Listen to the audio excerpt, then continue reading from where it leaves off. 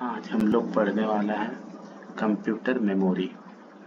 तो computer memory ये जो होता है दो तरह का होता है, एक प्राथमिक मेमोरी, दूसरा द्वितीयक मेमोरी।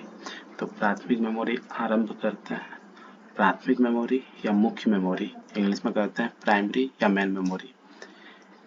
वह मेमोरी जो सीधे सीपीयू के संपर्क में रहता है और कंप्यूटर से जुड़ा रहता है, इसे प्राथमिक या मुख्य मेमोरी कहते हैं। यह साधारणतः कंप्यूटर सिस्टम के अंदर स्थित होता है। प्राथमिक मेमोरी अनेक छोटे भागों में बटी होती है, जिसे लोकेशन या सेल कहते हैं। प्रत्येक लोकेशन में एक निश्चित बिट, जिसे वर्ड लेंथ कहते हैं, स्टोर की जा सकती है। मीन्स जितना बड़ा सेल होगा उतना अधिक वर्ड लेंथ उसमें स्टोर किया जा सकता है। कंप्यूटर में वर्ड लेंथ 8, 16, 32 एंड 64 बिट की हो सकती है। मेमोरी में वर्ड लेंथ जितने अधिक बिट का होगा, कंप्यूटर का डाटा स्थानांतरण की गति उतनी ही अधिक होगी। मीन्स मेमोरी का वर्ड लेंथ बढ़ेगा तो स्पीड भी बढ़ेगा। अतः किसी मशीन में वर्ड लेंथ बड़ा कर देने से उसकी गति बढ़ जाती है। वर्ड लेंथ की तुलना सड़क से की जा सकती है। सड़क जितनी चौड़ी होगी, गति उतना अधिक होगा। प्राथमिक मेमोरी की गति तीव्र होती है। इस पर स्टोरेज क्षमता सीमित तथा कीमत अधिक होता है। प्राथमिक मेमोरी सामान्यतः अस्थायी यानी कि वोलाटाइल मेमोरी होती है। कंप्यूटर को विद्युत सप्लाई बंद हो जाने पर इसमें स्टोर डाटा समाप्त हो जाता है। रजिस्टर, कैश मेमोरी, रोम तथा रैम प्राथमिक मेमोरी का उदाहरण है। ये सभी प्राथमिक मेमोरी है। रजिस्टर, कैश मेमोरी, रोम तथा रैम लोकेशन में डाटा संग्रहित करने को लिखना तथा लोकेशन से डाटा प्राप्त करने को पढ़ना कहते हैं। तो जो लिखते हैं या पढ़ते हैं वही लोकेशन में लिखना या पढ़ना कहलाता है। प्राथमिक मेमोरी मुख्यतः इलेक्ट्रॉनिक या सेमीकंडक्टर मेमोरी होती है। इसमें integrated circuit IC integrated circuit का प्रयोग होता है, जो सिलिकॉन चिप के बने होते हैं। इसके विकास का श्रेय जे.एस. किल्बी को जाता है। मीन्स जो इंटीग्रेटेड मेमोरी है, आईसी सर्किट मेमोरी जो है वो जे.एस. किल्बी के द्वारा निर्मित किया गया था। सिलिकॉन चिप में मुख्यतः गैलियम आर्सेनाइड के बने होते हैं। द्वितीयक या सहायक मेमोरी, जिसको इंग्लिश में सेकेंडरी या एक्सिलरी मेमोरी कहते हैं।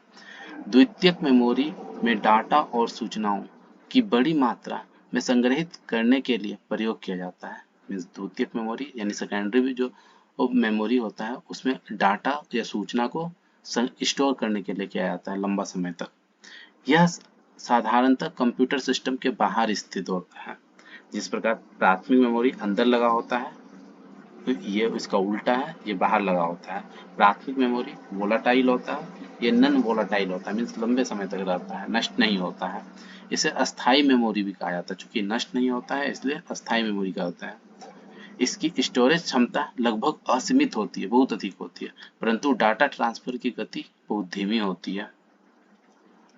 इसका प्रयोग मुख्यतः बैकअप डाटा को स्टोर करने के लिए किया जाता है। मीन्स जिसको बैकअप करना रहता है वो वाला डाटा इसमें संग्रहित किया जाता है। सहायक मेमोरी एक अस्थायी मेमोरी होती है, जिसको नॉन वोलाटाइल कहते हैं, जिसमें विद्युत सप्लाई बंद हो जाने के बाद भी डाटा बना रहता है। इसका उदाहरण magnetic tape, magnetic disk, floppy disk और हार्ड डिस्क। ये मैग्नेटिक डिस्क का दो टाइप है, फ्लॉपी डिस्क, हार्ड डिस्क।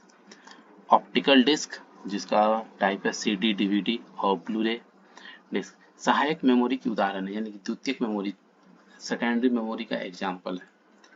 अब अस्थाई और अस्थाई मेमोरी। अस्थाई यानी कि नॉन वोलाटाइल, अस्थाई यानी कि वोलाटाइल मेमोरी। वह मेमोरी यूनिट जिसमें विद्युत सप्लाई बंद हो जाने पर भी डाटा बना रहता है, उसे अस्थाई मेमोरी कहते हैं। जिस मेमोरी यूनिट में विद्युत सप्लाई बंद हो जाने पर संग्रहित डाटा नष्ट हो जाती है, उसे अस्थायी यानी कि वोलाटाइल मेमोरी कहा जाता है। सामान्यतः प्राथमिक मेमोरी अस्थायी होता है। जो प्राथमिक मेमोरी होता है वो अस्थायी होता है, जबकि सहायक मेमोरी यानी कि सेकेंडरी मेमोरी वो नॉन वोलेटाइल मेमोरी होती है। रोम रीड ओनली मेमोरी, इसका अपवाद है जो एक अस्थायी मेमोरी होती है। ये जो रोम होता है वो सिस्टम के अंदर ही लगा होता है, लेकिन यह अस्थायी प्राथमिक मेमोरी होती है। तो यही एक ऐसा प्राथमिक मेमोरी है जो अस्थायी होता है। अब रैंडम या सिक्वेंशियल एक्सेस मेमोरी, रैंडम या सिक्वेंशियल एक्सेस मेमोरी, मेमोरी में डाटा अलग अलग स्थानों पर संग्रहित किया जाता है, जिसे मेमोरी यूनिट में किसी भी लोकेशन पर संग्रहित डाटा को पढ़ने या डाटा स्टोर करने में एक समान समय लगता है। उसे रैंडम एक्सेस मेमोरी कहा जाता है। मीन्स जहाँ से डाटा स्टोर करने में जो समय लगता है, इसलिए इसको रैंडम एक्सेस मेमोरी कहा जाता है। प्राथमिक या सेमीकंडक्टर मेमोरी समानतः रैंडम एक्सेस मेमोरी होती है। जो प्राथमिक मेमोरी होता है वो रैंडम एक्सेस मेमोरी होता है। रजिस्टर कैश मेमोरी, रोम तथा रैम रैंडम एक्सेस मेमोरी का उदाहरण है। यदि किसी मेमोरी में डाटा को क्रमानुसार एक के बाद एक कर ही पढ़ा जा सकता है तो सिक्वेंशियल एक्सेस मेमोरी ही इसे कहते हैं। मीन्स अगर मेमोरी में डाटा एक के एक बाद क्रम से पढ़ा जाए तो उसको सिक्वेंशियल एक्सेस मेमोरी कहते हैं। Magnetic tape sequential access memory का उदाहरण है। मैग्नेटिक टेप में बारी बारी पढ़ा जाता है, इसलिए वो सिक्वेंशियल एक्सेस मेमोरी है। मैग्नेटिक डिस्क या ऑप्टिकल डिस्क में किसी भी लोकेशन पर स्थित डाटा को पढ़ने या डाटा स्टोर करने में लगा समय बराबर तो नहीं होता है, पर लगभग एक समान होता है। इसमें किसी भी लोकेशन पर सीधे पहुंचा जा सकता है, अतः इसे सूडो रैंडम एक्सेस मेमोरी कहा जाता है, या डायरेक्ट एक्सेस मेमोरी। और जिसमें डायरेक्ट चला जाता है, जिस चीज का जरूरत है वही चीज निकाल लेता है मेमोरी से, उसे डायरेक्ट एक्सेस मेमोरी या सूडो रैंडम एक्सेस मेमोरी कहते हैं। जैसे floppy disk, hard disc, CD, DVD and blue रे, ये डायरेक्ट एक्सेस मेमोरी है, सूडो रैंडम एक्सेस मेमोरी है। अस्थायी मेमोरी, जिसको नॉन वोलेटाइल मेमोरी कहते हैं। रोम, जिसका full form read only memory, यह एक अस्थायी नॉन वोलेटाइल इलेक्ट्रॉनिक मेमोरी है जिसमें संग्रहित डाटा और सूचनाएं स्वयं नष्ट नहीं होती है।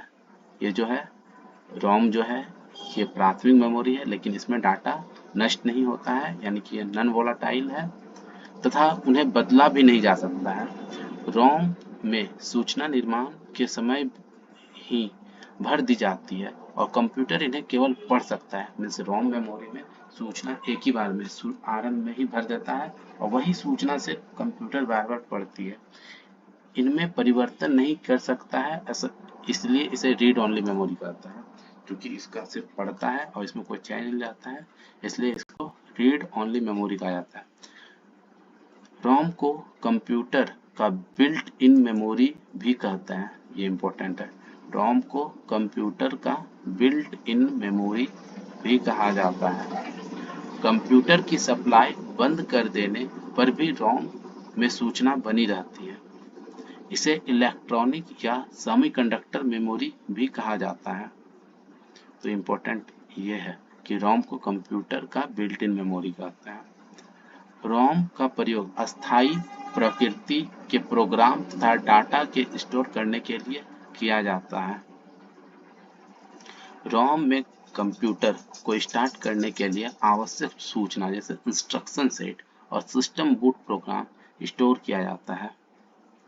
रोम में BIOS basic input output system होता है जो कंप्यूटर चालू करने पर पोस्ट यानी कि power on self test program चलता है। रोम में प्रोग्राम या डाटा को फ्यूज लिंक के जरिए डाला जाता है। इस प्रकार रोम में डाटा डालने को जलना बर्निंग इन डाटा कहते हैं। इस कारण से रोम में डाटा डालने को बर्निंग इन डाटा कहते हैं, जलना कहते हैं। अब अगला रोम का आगे का पार्ट अगला सेक्शन में पढ़ेंगे। आज का इतना ही।